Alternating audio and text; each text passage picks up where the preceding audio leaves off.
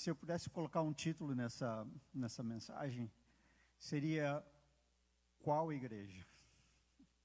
Sabe? E essa palavra ela tá baseada naquela carta que Jesus entregou para as igrejas, lá em Apocalipse. E Jesus, ele começa aquelas cartas falando de umas coisas boas que tinham lá e de algumas coisas ruins. E Jesus, ele não deixa que, tipo, o sentimento dele afete aquilo que ele quer falar para aquele povo. Ele vai direto ao assunto. E às vezes a gente tem medo de falar as coisas, sabe? E a gente olha na nossa Bíblia, a gente lê a nossa Bíblia, e a gente vê aqueles profetas, aqueles servos de Deus lá. Deus mandava entregar uma mensagem e, por causa da mensagem, muitos deles eram perseguidos, muitos deles eram mortos. E a gente vai lá do começo, tem uma pessoa chamada Abel, que a Bíblia diz que ele foi morto por causa das obras que ele tinha feito. Porque as obras dele eram boas. E a gente vai passando até chegar em Jesus Cristo. E foi a mesma coisa. Deus mandou ele falar uma mensagem, trazer uma mensagem. E ele não teve medo, sabe? Ele esperou, e a palavra de Deus diz que ele esperou 30 anos. Então imaginem você ser escolhido para uma tarefa. Deus tem uma coisa para você. Mas tem um tempo para se cumprir isso. E você tem que esperar. E Jesus já nasceu perfeito. Só que existia uma coisa que a Bíblia diz que ele ainda não sabia, que ele não tinha, que ele tinha que aprender. Que era uma coisa chamada obediência. Então a gente sempre pensa em Jesus como Deus, a gente pensa sobre aquela pessoa que já estava pronta. Ele nasceu pronto, já podia ter começado o ministério aos 12 anos, quando ele estava lá no templo. Mas ainda assim, ele tinha que aprender a obedecer ao Pai. E uma das coisas que eu creio que é mais difícil é esperar. Sabe? Esperar o tempo. E Jesus esperou esses 30 anos, até que se cumpriu o tempo. E ontem eu estava aqui com os jovens e a gente estava conversando. Não sei quão profundo foi para eles, mas era uma mensagem muito profunda. E eu estava falando com eles sobre intimidade com Deus. E desde o começo, sabe, o que Deus quis, quando Ele criou Adão e Eva, Ele quis um relacionamento. E o que aconteceu foi que Deus, todas as tardes, a Bíblia diz, Ele vinha para se relacionar com Adão e Eva. Ele vinha para conversar com eles. Mas a gente não sabe quanto tempo passou, mas passou algum tempo. E o que aconteceu foi que Deus deu uma opção para eles, sabe? Tudo era perfeito, tudo era maravilhoso, tudo era lindo. Mas Deus deu uma opção para eles. Deus colocou 2 árvores lá, e a gente conversou sobre isso da outra vez. Sabe? E eles tinham que fazer uma escolha. E uma representava já Jesus Cristo, e a outra representava o diabo. E Deus deu uma escolha para eles. Sabe? E eles escolheram o diabo. E por causa disso, sabe, aquilo que Deus falou para eles, Deus chegou para Adão e fala: multiplicai-vos e enchei a terra. Mas de cara Deus colocou eles num jardim, sabe? E qual era o propósito? Era expandir esse jardim, sabe? E ter uma família, sabe? E crescer e multiplicar. Mas eles desobedeceram, caíram, veio o pecado. E aí tudo que aconteceu depois disso. Mas Deus nunca mudou o plano. Sabe? O plano de Deus é eterno. E a Bíblia diz que o sangue de Jesus Cristo, ele foi conhecido antes da fundação do mundo. Sabe? Então a gente pensa que, sabe, o pecado de Adão pegou Deus de surpresa, mas não pegou. Sabe? Deus já sabia o que ia acontecer. Sabe? E anteontem eu estava escutando uma mensagem e essa pessoa, ele falou assim que Deus, ele criou o tempo.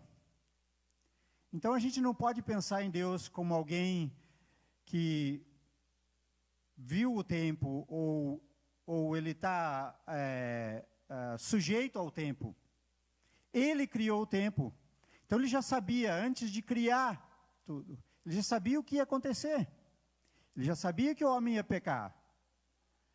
E ele já criou um caminho para a redenção do homem. E o homem caiu, mas Deus mandou Jesus. E eu gostaria de começar falando sobre Jeremias. Está lá em Jeremias 32, versículos 38 e 39. E eles serão o meu povo, e eu serei o seu Deus. Isso se trata de exclusividade. Sabe, a gente vai ver qual foi o primeiro mandamento que Deus deu para o homem. Eu sou o seu Senhor teu Deus. Não terás outros deuses diante de mim. Sabe, então Deus, desde o começo, ele queria exclusividade nesse relacionamento. Só que daí chega Satanás e oferece um outro caminho, um caminho mais fácil. E o homem cai. Mas Deus não mudou o plano. E aí também diz assim, em Jeremias: e eu lhes darei um mesmo coração e um mesmo caminho. O que Deus estava falando disso? Ele estava falando de unidade. Ele estava falando de unidade, aquela unidade que havia com Adão e Eva, uma unidade perfeita. Sabe? E aí continua e diz assim: para que me temam todos os seus dias, para o seu bem. Isso está falando de propósito. Qual é o propósito? Qual era o propósito que Deus criou Adão e Eva? Porque Deus pensava, como o pastor sempre fala assim, em ter uma grande família. Mas uma grande família à semelhança do Filho dele, de Jesus. Então ele criou Adão e Eva, a imagem e semelhança do seu Filho. Mas a gente caiu em Adão e Eva. Então Deus veio e mandou Jesus para restaurar esse propósito, para restaurar essa unidade e para restaurar essa exclusividade. Então a gente começa a pensar que a igreja começou lá em Atos, mas na verdade a igreja começou com Adão e Eva. Sabe, era em Adão e Eva que Deus estava começando a igreja. Deus estava começando a construir um povo, a chamar um povo para ter unidade com Ele. Um povo exclusivo, de propriedade exclusiva, como Pedro fala.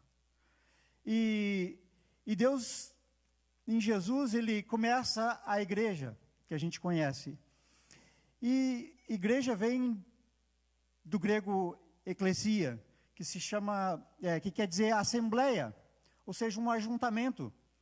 Então, quando a gente fala assim, eu vou à igreja, a gente está falando, eu vou lá para me encontrar com os meus irmãos, para que juntos a gente possa formar um corpo. E eu gostaria de falar primeiramente sobre a igreja como assembleia. A assembleia é essa igreja que, quando a gente vem e se reúne, essa assembleia, ela é só uma manifestação temporária da presença de Deus. Sabe, a gente vem aqui e tem experiências muitas vezes com Deus. Mas são experiências temporárias quando a gente está aqui. E qual é o propósito de Deus? Que quando a gente saia essa experiência continue. E então esse ajuntamento, ele tá lá em Gênesis, começa em Gênesis, quando Deus vinha e conversava com Adão e Eva, sabe? E aí Deus escolhe um povo, escolhe Abraão e começa a formar um povo, o povo de Israel.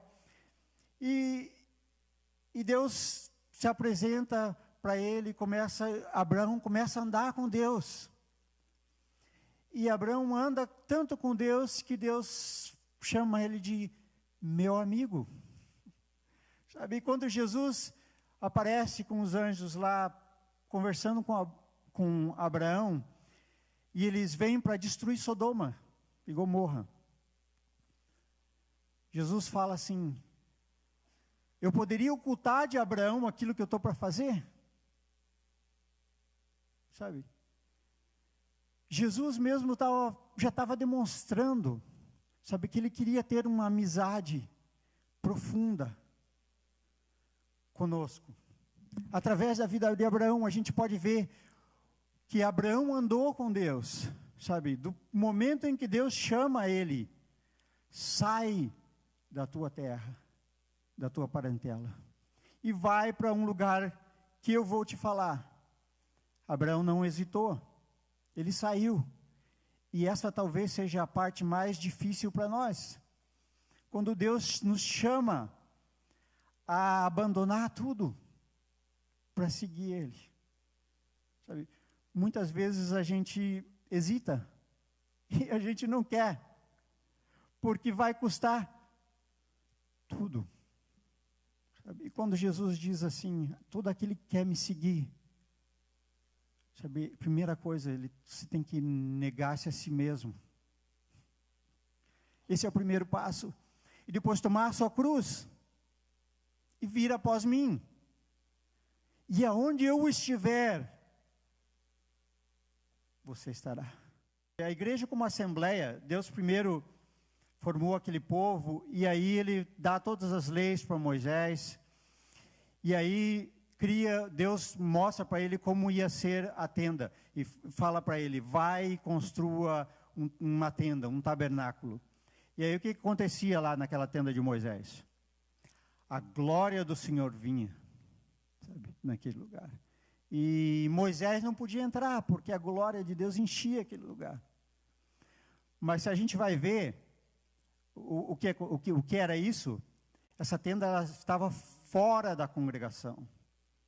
Ou seja, se as pessoas quisessem se encontrar com Deus, elas tinham que sair para se encontrar com Deus. E é isso que Jesus, desde o começo, ele estava falando, quando ele fala, ide, ou seja, saia, sabe? Então, desde o começo, Deus já colocou essa noção de que a gente tem que sair para buscar Ele. Sair primeiro do nosso conforto, sabe? Todos os dias a gente tem uma programação. Bom, hoje eu vou acordar, eu vou tomar meu café, eu vou trabalhar, eu vou voltar para casa, eu vou fazer isso, eu vou fazer aquilo outro. E Deus está esperando a gente se relacionar com Ele.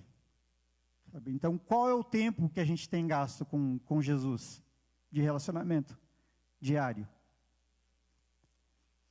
Então, nessa tenda da congregação, Deus vinha e aparecia, mas daí a glória de Deus saía de novo, sabe?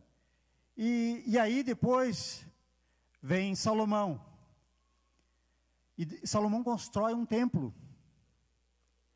E aí de novo veio a glória de Deus e encheu o templo. Mas a gente pode ver de novo que a glória de Deus saiu de novo do templo. E a gente, às vezes, é difícil de entender o porquê disso, sabe? E aí os judeus quiseram restauraram o templo, o segundo templo, e de novo a glória de Deus veio, mas de novo a glória de Deus saiu. E aí Jesus entra de novo no templo, quando ele vem, ele entra no templo e começa a limpar esse templo. E ele diz assim: não façam da casa do meu pai uma casa de negócio. Sabe? Só que, se a gente for ver o que Jesus estava falando através disso, a gente vai entender que tem um versículo que diz assim: porque eu, o Senhor, não habito em templos feitos por mãos humanas. O que Jesus estava querendo dizer com isso? Quando ele entra naquele templo e ele expulsa todos aqueles vendedores, aqueles compradores, aqueles animais. Sabe, aquilo era um símbolo. Jesus não estava literalmente, sabe, porque depois, provavelmente, aqueles vendedores e compradores e animais voltaram para o templo. Mas Jesus estava querendo dizer, sabe, eu estou querendo vir na tua vida, mas se eu vier, eu vou fazer uma limpeza. Então, vamos falar sobre a igreja agora como um indivíduo. A igreja como um indivíduo, ela é a manifestação permanente da glória de Deus. Ou deveria ser. Sabe? Então, a pergunta que Jesus está fazendo para a gente hoje: o quanto da glória de Deus pode ser visto na tua vida? Para pensar, quando você sai daqui, porque aqui é muito fácil a gente dizer amém, a gente dizer aleluia, a gente dizer glória a Deus e cantar e louvar e orar. Mas quando você sai daqui, o quanto da glória de Deus você tem levado contigo? Sabe? Quando você está no teu trabalho, sabe, esse é um tempo de pensar. Quando você está no teu trabalho, o quanto da glória de Deus o teu colega de trabalho, o teu chefe ou os seus empregados podem ver? Quanto de Jesus eles podem ver em você? Sabe? Jesus é a expressão da glória de Deus. O quanto de Jesus, sabe, pode ser visto na nossa vida. Às vezes a gente não entende as coisas, a gente acha que porque a gente vem aqui no domingo, a gente passa esse tempo, às vezes, muito lindo, muito maravilhoso. Sabe, como aqueles discípulos com Jesus que subiram no monte, Tiago, Pedro e João, eles estavam lá com Jesus e, de repente, sabe, vem Moisés e Elias, e Jesus é transfigurado. Ou seja, eles puderam ver como Jesus era. E aí eles ficam tão impressionados que, sem saber o que falar, Pedro fala assim: se vamos construir 3 tendas aqui, uma para você, uma para Elias e uma para Moisés, vamos ficar aqui, porque aqui é o lugar, aqui é a manifestação da tua glória, sabe? E a gente vê que, de repente, eles se vão, e aí eles descem. E o que aconteceu depois? O que aconteceu depois disso? Sabe, depois que eles desceram do monte, eles encontraram um homem que tinha um filho que estava endemoniado. E aí esse homem diz para Jesus: eu pedi para os teus discípulos expulsarem esse demônio, mas eles não puderam. E aí o que Jesus fala? Homens de pequena fé. Sabe? Até quando eu tenho que estar com vocês? Até quando eu tenho que suportar vocês? E aí fala para o pai: traga esse menino. E aí ele expulsa esse demônio. Sabe? Então, se a gente parar para pensar, o que aconteceu lá no monte? Sabe? Por que Jesus subia no monte? Por que Jesus Cristo, ele tirava aquele tempo a sós com o pai? Porque ele precisava se encher de Deus. Ele precisava ter comunhão com o Pai. Para que quando ele descesse do monte, sabe, a glória de Deus descesse junto com ele. Sabe, para que ele pudesse manifestar as obras que Deus tinha chamado ele para fazer. Sabe, muitas vezes a gente vem aqui e tudo isso que a gente faz aqui é emoção. Sabe, porque quando o suor desce, quando as lágrimas acabam, sabe, quando a emoção se vai, o que resta? O quanto da glória de Deus resta depois que a gente participa de uma coisa, sabe? Se você já não teve em reuniões, se eu já tive em reuniões, sabe, que a gente via a glória de Deus. Mas eu, particularmente, muitas vezes, eu saía de lá e parecia que saía vazio.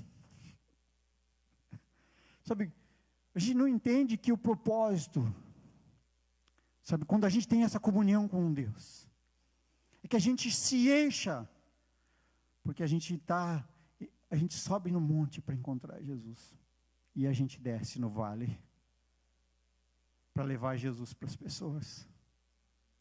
E às vezes a gente não entende isso. A gente pensa que vir à igreja é o propósito do nosso chamado. Mas o propósito do nosso chamado é ser a igreja. E a palavra de Deus diz assim, em Hebreus 3, versículo 6. Mas Cristo, como Filho, sobre a sua própria casa. Qual casa? Nós, como continua? Se guardarmos firme até o fim. Sabe, Jesus está perguntando assim, que casa é essa que você está preparando para mim? Que casa? Existe um versículo que diz assim, sabe, qual é a casa que você está preparando para mim? Qual é o lugar da minha habitação? Pense agora, só com você. Você é a casa de Deus? Você é o templo do Espírito Santo? Se você é, que tipo de casa que você está preparando para Jesus? Qual é o lugar da habitação? Como está a tua casa? Como está o teu coração? Será que está como aquele templo que quando Jesus entrou, cheio de animais, cheio de compra, cheio de venda, uma casa de negócio? Eu vou para a igreja se o Senhor me abençoar. Se o Senhor não me abençoar, eu não vou. Eu vou fazer isso se o Senhor me der aquilo. Sabe, que tipo de casa tem sido você? Uma casa de negócio que quer fazer barganha com Jesus? Esse é o tipo de casa? Sabe, Jesus não fez nenhuma barganha com o Pai. Muito pelo contrário. Sabe, quando ele está no jardim, sabe, ele está tão angustiado que ele começa a suar e suar, e começa a suar sangue. E ele faz aquela oração, Pai, se possível, afasta de mim esse cálice, mas que não se faça a minha vontade, senão a tua. Então Jesus estava sendo confrontado em escolher entre a vontade dele e a vontade do Pai. Sabe, todos os dias nós somos confrontados a escolher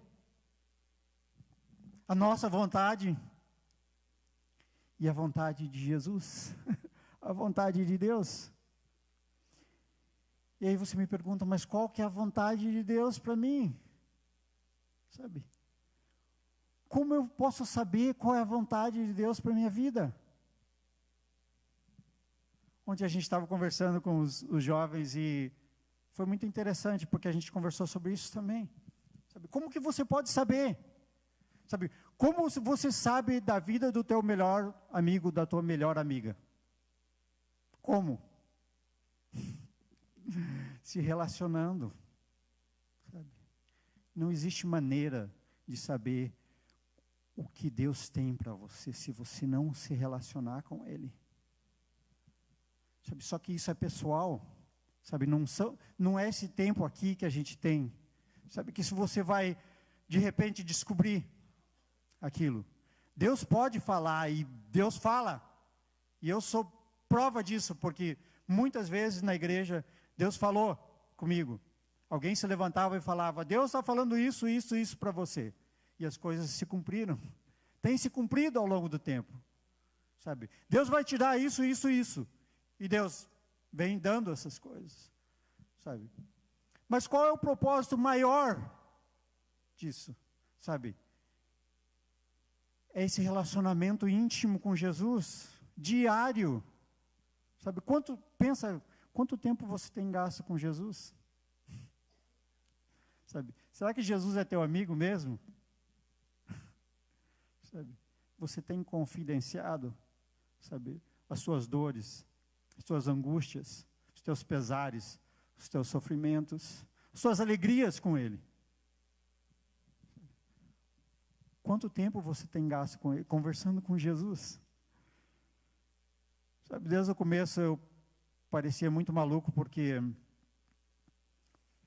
sabe, eu nunca me relacionei com Jesus e de repente, sabe, Jesus começou a se relacionar comigo e eu entregava jornal, como eu já falei, durante as madrugadas e começou a haver um relacionamento entre eu e Jesus. E eu começava a conversar. Às vezes eu estava conversando em voz alta com Jesus. Sabe, e passava a minha madrugada conversando com Jesus, porque era só eu e Jesus. Sabe? Eu não tinha outro, e conversava, e conversava, e de repente eu comecei a perceber, sabe, que oração não é só um monólogo, sabe? Jesus quer falar com a gente, sabe, e de repente eu comecei a escutar o Espírito Santo falar comigo, sabe, uma coisa que, quando as pessoas falavam para mim, Deus está falando comigo, Deus falou comigo, eu falava, você é louco, como que Deus pode falar com alguém? E de repente eu comecei a escutar, assim, sabe, não era uma voz audível, mas era como se alguém estivesse falando comigo, eu perguntava, e alguém falava comigo, sabe, eu perguntava e falava, respondia, sabe, e eu comecei a perceber uma coisa, sabe, que tudo que Jesus queria de mim era um relacionamento. E de repente Jesus me chamou para se relacionar comigo. E como é muito difícil você manter esse relacionamento com Jesus, eu comecei a servir a Jesus.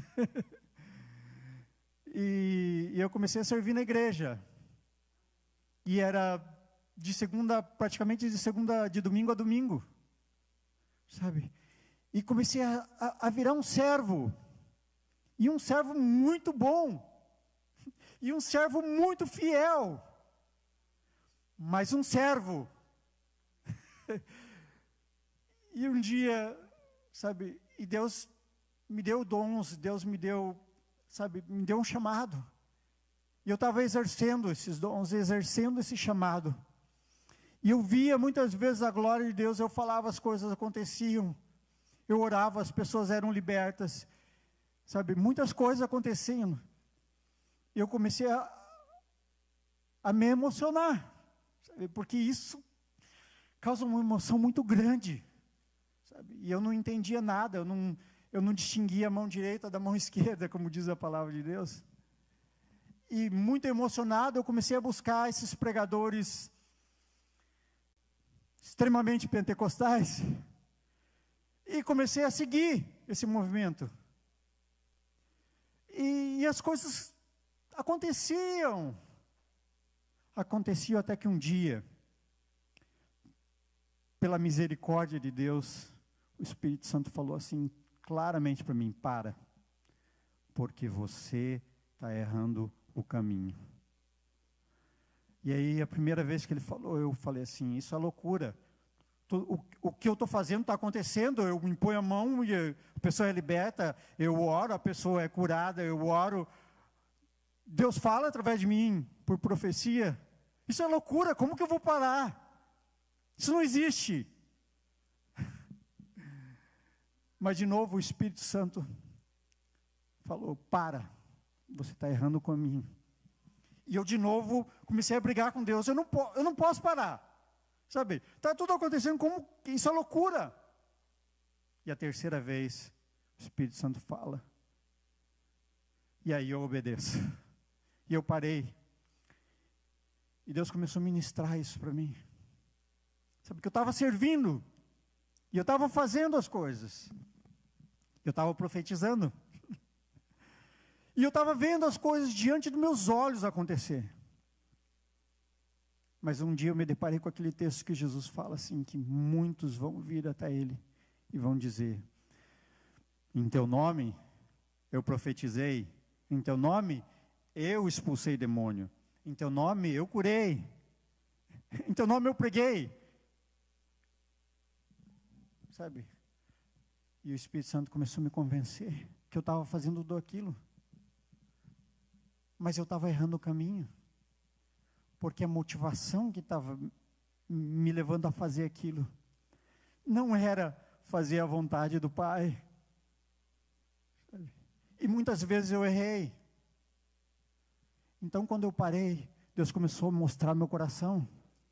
Como estava o meu coração. E eu comecei a perceber algumas coisas, sabe, que estavam erradas. Começando pela motivação. Sabe? É muito lindo servir ao Senhor. E esse é o nosso chamado. Servir.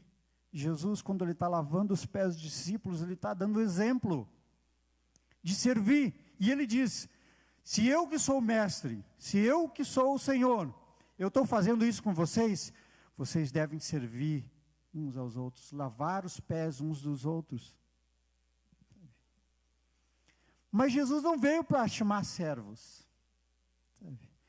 E aí Ele chama 12 pessoas. E a gente estava falando sobre essas 12 pessoas, que eram os apóstolos. A gente estava falando ontem à noite, e eram pessoas diferentes. Mas todos eles tinham uma coisa em comum. Eles estavam esperando o Messias. Sabe? E nessa espera, sabe, eles tinham a mesma espera que o povo tinha. Eles esperavam alguém que vinha libertá-los da opressão do Império Romano. Sabe? Então, quando Jesus aparece, sabe, e começa a fazer os milagres, as multidões começam a seguir Jesus. E de repente está lá Jesus, uma multidão, e Jesus está pregando, e aí os discípulos chegam para Ele e falam, sabe, manda eles embora, porque não tem comida, esse lugar é distante. E aí Jesus fala, vocês deem de comer, vocês alimentem. E daí chega um e fala assim, mas, sabe, para a gente alimentar essa multidão ia 1 ano de trabalho, sabe? E Jesus falou, o que vocês têm? O que você tem? Pensa, o que você tem? Sabe, e Jesus, com aquilo que eles tinham em mãos, Jesus multiplicou. Sabe, às vezes a gente espera ter muito para começar a fazer aquilo que Deus chamou a gente para fazer, sabe? Mas Jesus chega para a gente e pergunta, o que você tem? O que eu já te dei? Sabe? Começa com isso. Sabe, a gente espera ser grande para começar alguma coisa. Mas Jesus, sabe, traz a gente lá de baixo. Sabe? E a gente estava falando sobre o próximo nível, the next level, ontem. Sabe, não existe o próximo nível sem o nível anterior. Sabe, a gente vem lá de baixo. E a cada dia Deus vai trazendo a gente para um nível diferente. Sabe, então Jesus pega esses 12 e tinha um que era ladrão, sabe? E Jesus já sabia que ele era ladrão, Judas Iscariotes. E ainda assim Jesus confiou para ele o dinheiro, sabe? Como que Jesus teve essa capacidade de confiar o dinheiro a um ladrão? Será que Jesus não sabia que ele ia roubar? Sabe, eu escrevi um post muito tempo atrás sobre isso, e alguém me escreveu de volta, né, e falou assim, eu não creio que você falou que Jesus estava querendo testar o caráter de Judas. Mas Jesus estava testando o caráter de Judas. Por 3 anos, Jesus estava dando oportunidade para Judas Iscariotes para mudar. Sabe, então, sabe, a escolha de Jesus foi certa. Sabe, o pai viu Judas Iscariotes, que ele ia trair Jesus. E o pai escolheu, mas ao mesmo tempo, deu oportunidade de mudança.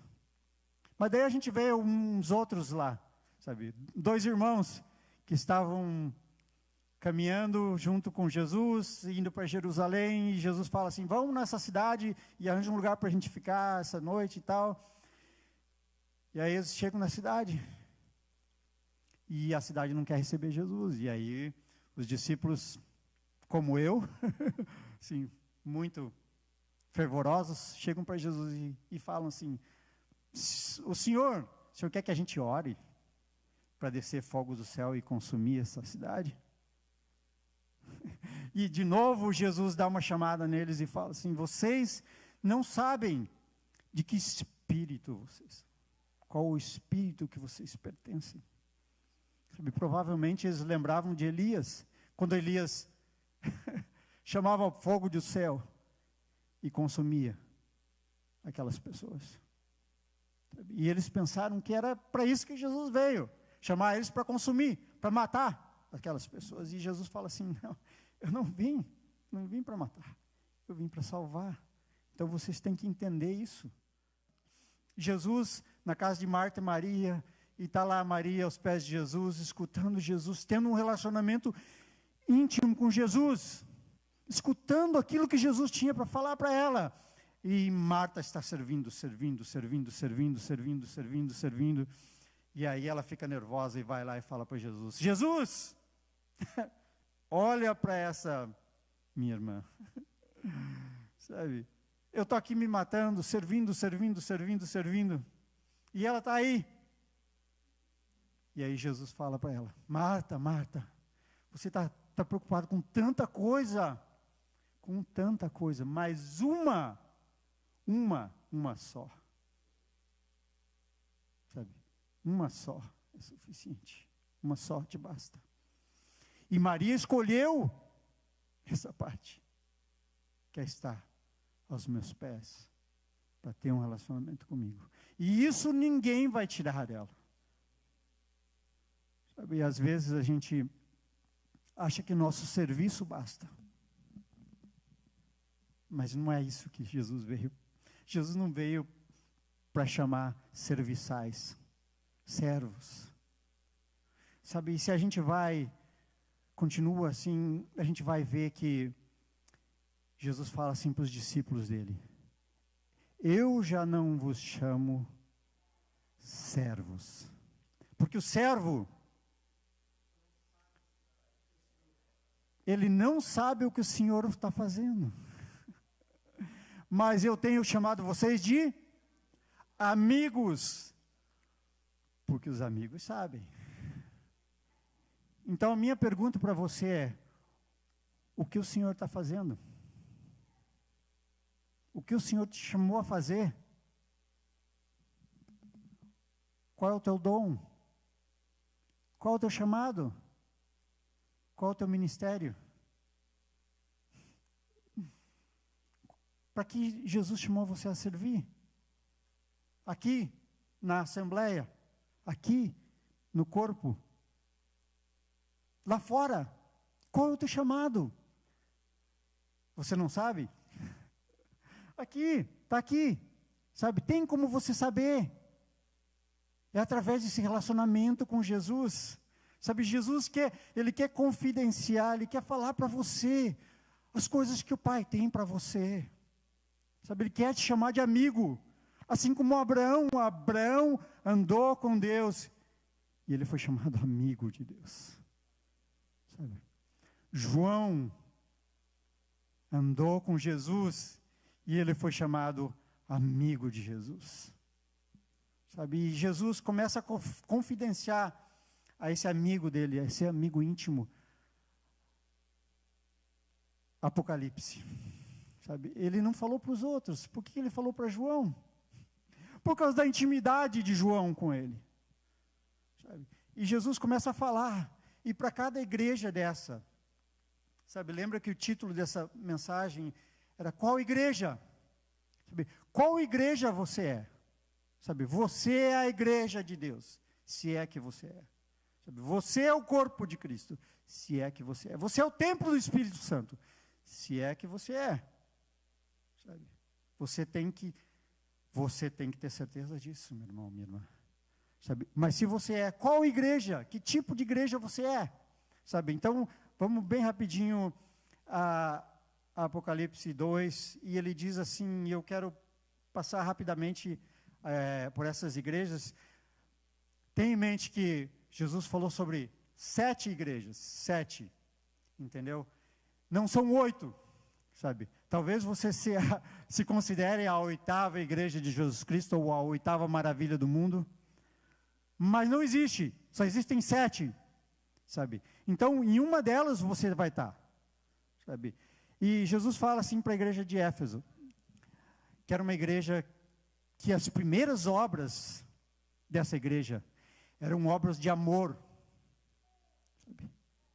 Mas de repente, essa igreja começou a esfriar, e ela ficou morna.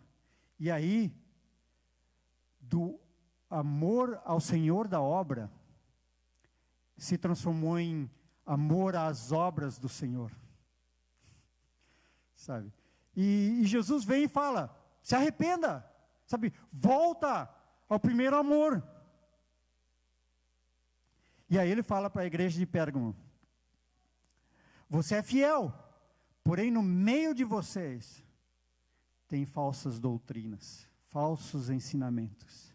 E aí ele fala, a igreja de Esmirna, vocês vão passar por tribulações de 10 dias, por provações, mas ser fiel.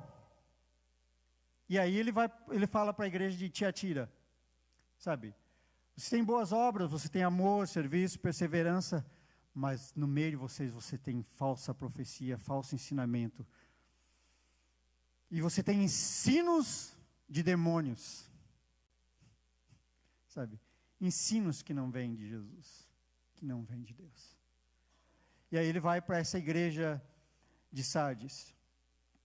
Ele diz assim, você tem fama de estar viva, mas você está morta. E aí ele vem para uma outra que se chama Laodiceia.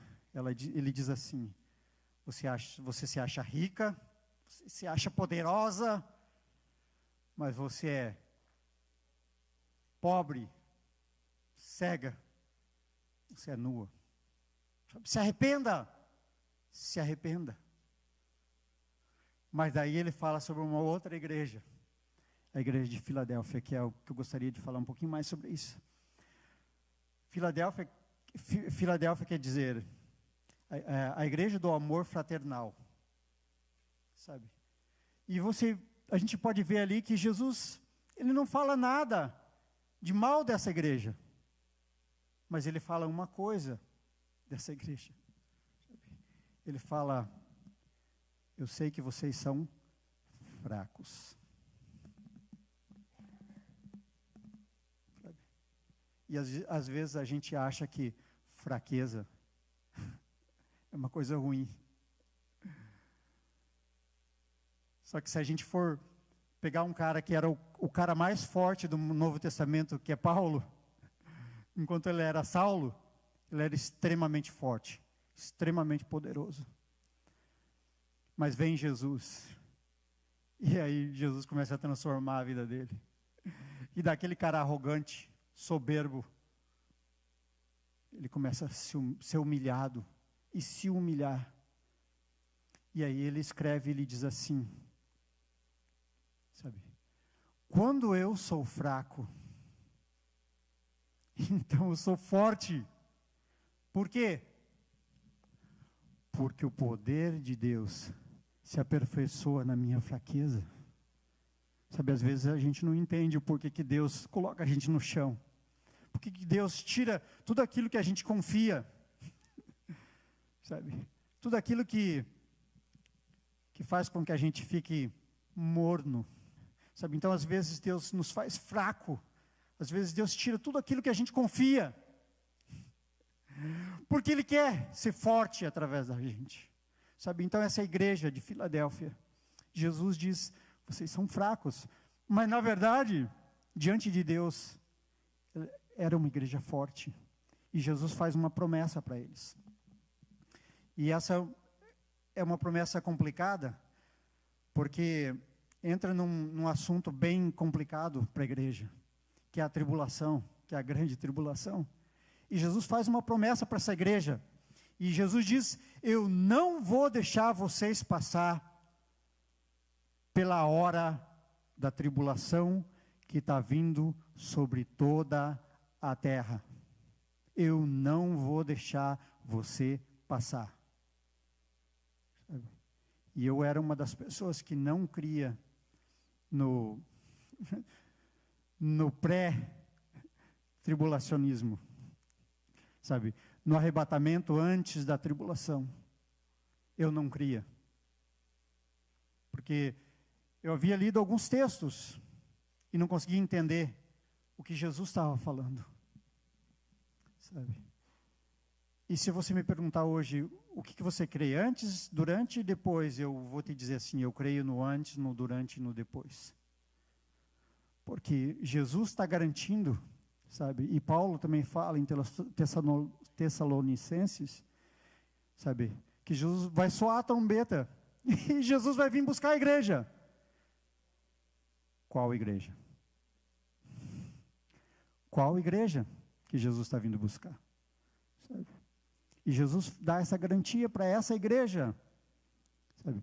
Mas ao mesmo tempo a gente vai ler em Apocalipse, que lá diante do trono tinha uma multidão de pessoas de todas as línguas, de todas as tribos, de todas as nações. E aí João pergunta, e quem são esses? E aí o anjo chega e pergunta para João, quem são esses? E João falou, eu não sei, quem são esses?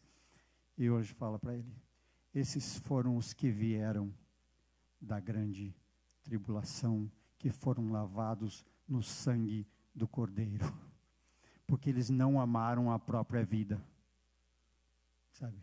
Então, sabe, talvez você só creia na pré, sabe? É bom que você tenha certeza que você vai subir com Jesus, porque cada dia que está passando, a gente pode ver os sinais cada vez mais fortes. E Jesus foi aquele que garantiu, assim como uma mulher que está grávida, que está a ponto de dar luz.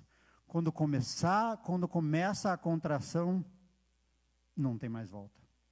E aí Jesus fala, quando vocês virem esses sinais começarem, o tempo está próximo. Não tem mais volta. Os sinais vão ficar cada vez mais fortes, as dificuldades vão ser cada vez mais fortes. Sabe? Então a pergunta que Jesus está fazendo para mim e para você hoje é, que igreja você tem sido? Sabe? Que casa você tem construído para mim? Qual é o lugar da minha habitação? Sabe, se Jesus voltar hoje à noite, e Ele te fizer essa pergunta, que casa você preparou para mim? O que você vai responder para Ele? Sabe, eu sei que é uma mensagem bem complexa, bem difícil. Sabe? Mas Sabe, meu desejo é que você se torne Jesus' best friend. Melhor amigo de Jesus, a melhor amiga de Jesus. Sabe, é isso que Jesus quer de você. Sabe, todo o resto, a obra que Deus tem para fazer, Ele vai fazer através de você. É o Espírito Santo que vai fazer. Sabe, mas se você não construir essa casa, essa habitação, sabe, de nada vai adiantar aquilo que você fizer para Jesus. Sabe, no final, sabe, tuas obras, elas vão ser queimadas e elas vão desaparecer. Amém? Eu gostaria de fazer uma oração. Senhor, obrigado, Senhor, por esse tempo, Senhor. Tu sabes, Senhor, Tu sondas e conheces os nossos corações, Senhor, como diz o Salmo 139, Senhor. Senhor, vê, Senhor, se há em mim algum caminho mau. Me guia, Senhor, pelo caminho eterno. Senhor, o Senhor conhece, Senhor, as nossas dificuldades, Senhor. Senhor, a gente não entende, Senhor, porque muitas vezes, Senhor, a gente tem que passar, Senhor, por tribulações, por dificuldades, por problemas. Senhor, a gente não entende porque a gente tem que passar por tristezas. Senhor, mas a gente vê, Senhor, que o Senhor está formando, Senhor, o caráter de Jesus Cristo em nós. E o Senhor está voltando, Jesus, por uma igreja sem mancha, sem ruga. Senhor, nós queremos ser essa igreja, Senhor. Essa igreja, Senhor, amiga Tua, Senhor. Nós queremos ter um coração, Senhor, pronto a dizer: sim, eis-me aqui, envia-me. Senhor, nessa hora, Senhor, quebranta nosso coração, Senhor. Senhor, sonda nosso coração. Espírito Santo, fala com todos nós, Senhor, nessa manhã.